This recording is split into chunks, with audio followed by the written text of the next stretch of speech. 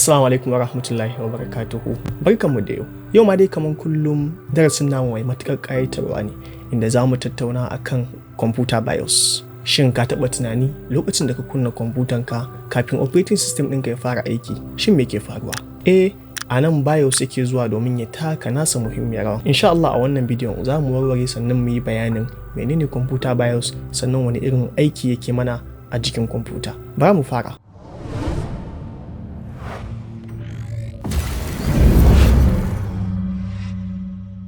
Kafin mu tsallaka ciki ya kamata mu fara sanin me BIOS yake nufi. BIOS yana nufin Basic Input Output System. Shi wani irin firmware ne.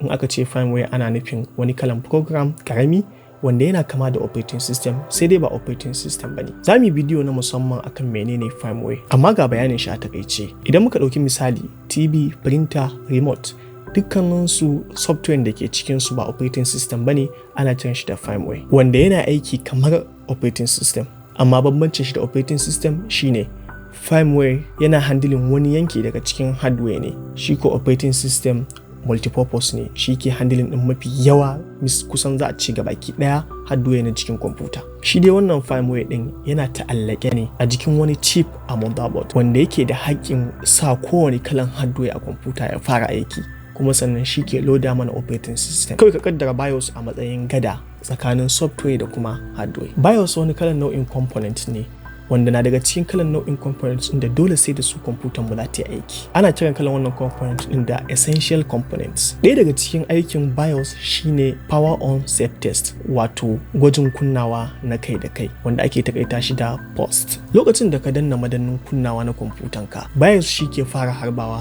domin ya kama aiki, inda yake ɗaukan wani kalan nau'in gwaji daki da daki domin tabbatar da component irin su processor, RAM, hard drives cewa suna aiki yanda ya kamata. Idan har matsala ta faru a yayin power on safe test wato post, nan take BIOS yake bayyanar da error codes ko kuma yake fara wani irin ƙara domin sanar da cewa akwai matsala. Waɗannan error codes ɗin suna taimaka ma masu gyara wato technicians wajen gane wani irin nau'in component ne yake da wannan matsalan. Da zaran power on safe test wato post ya kammalu ba tare da wani matsala ba, a nan ne kuma BIOS zai ci gaba da mataki na biyu na kunna kwamfuta.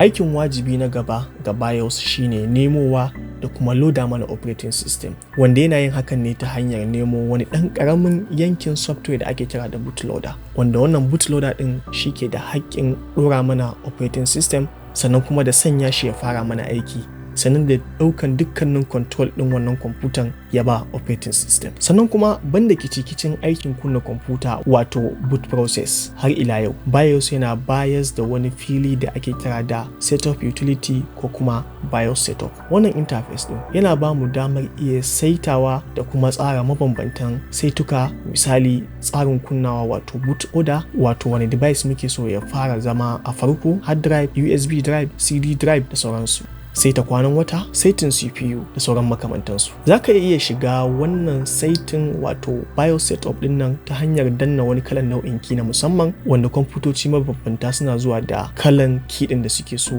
irin su F2 ko escape key da sauransu, wanda mafi yawa kwamfutan da kanta takan nuna maka cewa ka danna nau'in key na kaza domin shiga setup. Na san za ka yi tunanin wai shin wannan BIOS din za a iya updating din shi ko kuma a canza shi? Kwarai da gaske, kamfanin da suke kirkiran motherboard su suke da alhakin sakin BIOS update domin fixing din wasu 'yan ƙananun matsaloli wanda suke da alaka tsakanin software wato operating system da kuma ainihin motherboard, sannan kuma don samar da ƙarin ci gaba wato features, sannan kuma don sababbin hardware su dace da wannan motherboard din, wato abin da ake kira da hardware compatibility. Updating BIOS wanda har ila yau ana kiran shi da flashing BIOS yana da matukar hadari sosai, wanda aiki ne da sai an yi shi da kula da natsuwa, domin gaskiya idan aka sami karamar matsala yana iya sawa a rasa kwamfutan gabaki daya. Ya dace mu ambata cewa a 'yan shekarun nan da suka gabata, ainihin BIOS da muka sani na gargajiya an canza shi da wani sabon technology wanda ake kiran shi da UEFI